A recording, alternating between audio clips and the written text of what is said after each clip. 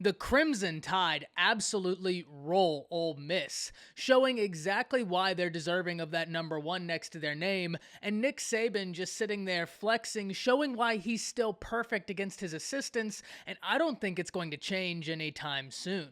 Ole Miss coming into this game having the number one offense in the nation, and Alabama's defense absolutely stifling it. We've got a lot to talk about, but before we do, as always, y'all know the drill. I want to hear from you.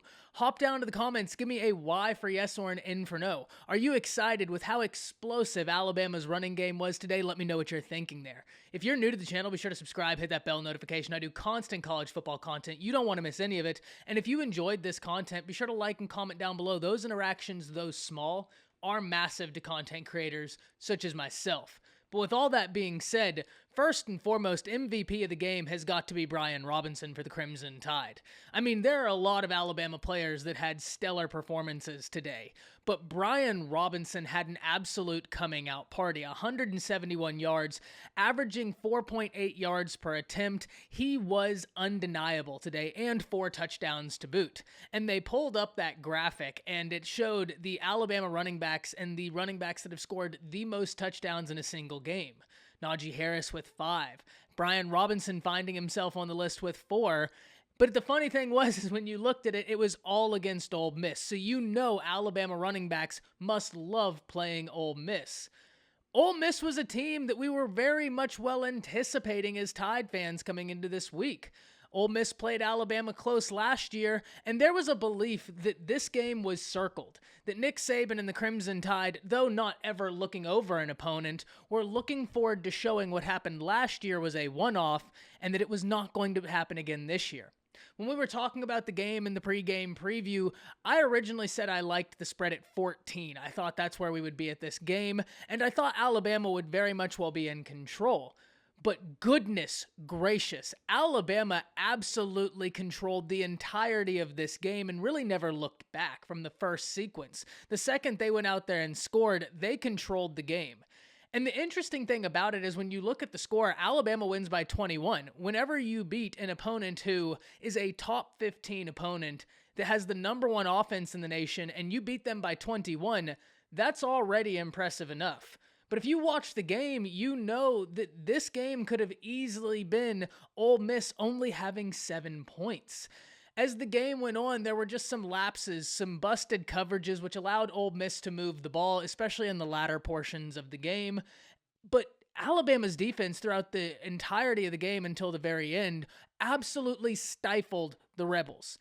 They came to play and came to show why there was so much excitement about that unit. Now, I'm not saying it was a perfect game by the Alabama defense. There's still growing to do, but that should make all Tide fans so excited. The fact that Alabama's defense just held the number one offense in the nation to under 300 total yards, I mean, that is very impressive, especially in today's college football.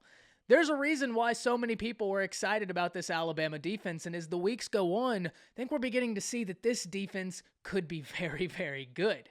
And that's not even to talk about the offensive side of the ball, because Alabama's offense, though young, is really, really playing at an elite level right now. The Alabama offensive line even played a bit better. They had some lapses through that fourth quarter, but that kind of just goes to show and circle back to what I said, that should make Tide fans excited. Not the fact that there were lapses, but that gives you something to work on. That at least is a positive.